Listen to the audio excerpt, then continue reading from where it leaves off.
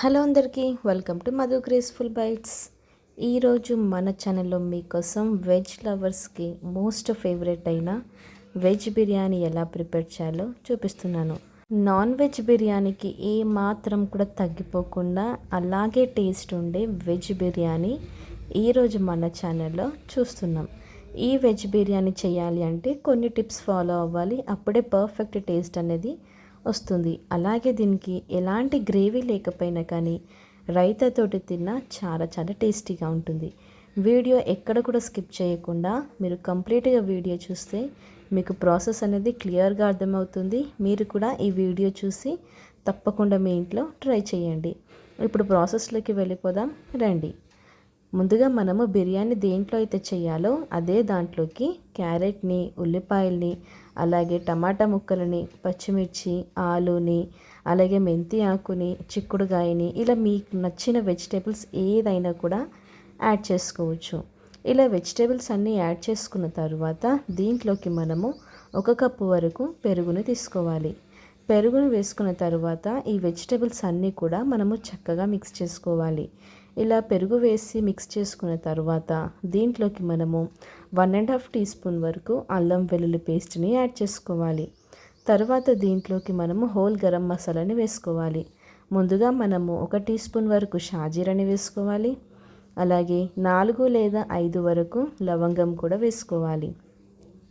లవంగం వేసుకున్న తర్వాత 3 నుంచి 4 వరకు ఇలాచీ, అలాగే అనాస పువ్వు, అలాగే కొద్దిగా దాల్చిన చెక్కని కూడా వేసుకోవాలి.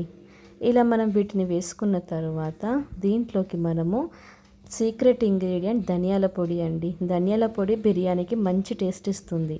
అలాగే 1 టీ స్పూన్ వరకు జీలకర్ర పొడి, 1/2 టీ స్పూన్ వరకు పసుపు, ఘాటుకి సరిపడేంత కారం, అలాగే ఈ వెజిటేబుల్స్కి సరిపడేంత ఉప్పుని వేసుకోవాలి.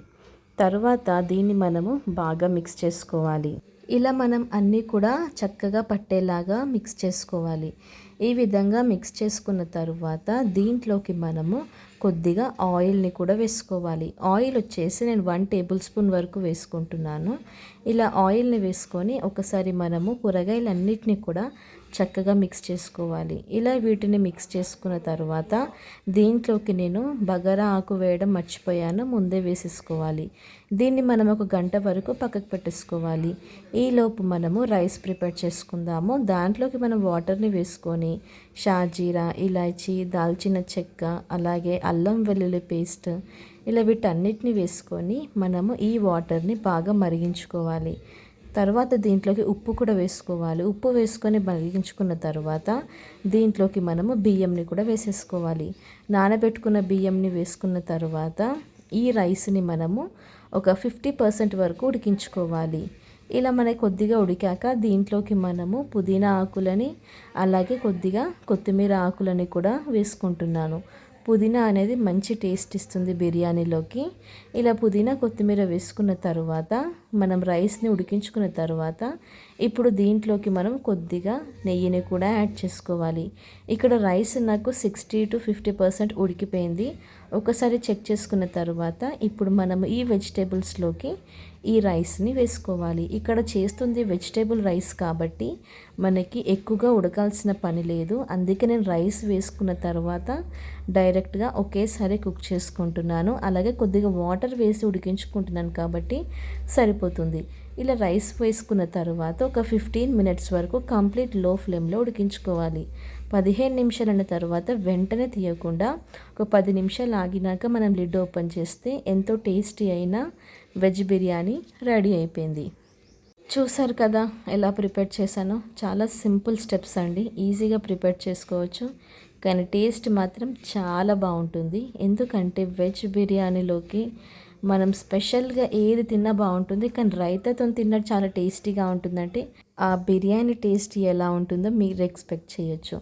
ఇక్కడ నేనైతే రైతా అలాగే ఆనియన్స్ పెట్టుకొని ఇక్కడ వెజ్ బిర్యానీ అయితే సర్వ్ చేసుకున్నాను. మా అందరికీ అయితే చాలా నచ్చింది.